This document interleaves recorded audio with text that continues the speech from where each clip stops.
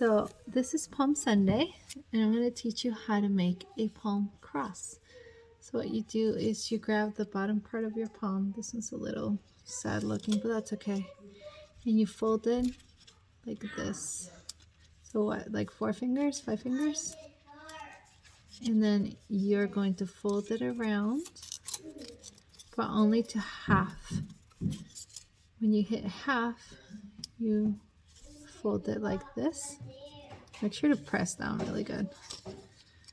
And then you fold it to the front like this. And then you fold it again. So let me show you the back. So now the back looks like this. You're going to fold it a triangle.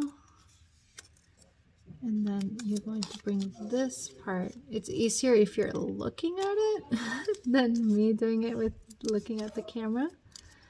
Bring it to this part. Make sure to press down so that it stays. And then you go on this side.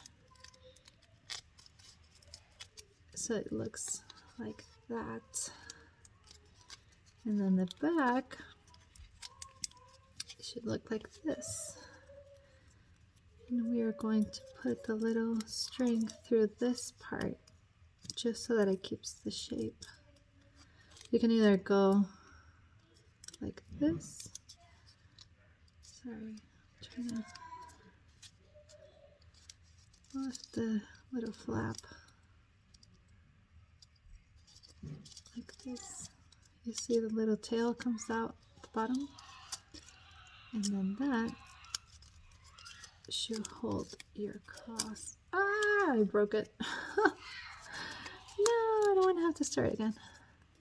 Okay, so then I broke my little tail.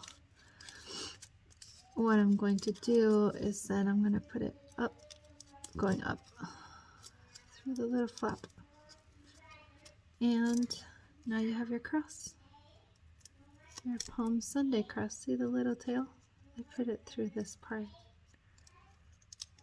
And now you have a Palm Sunday cross.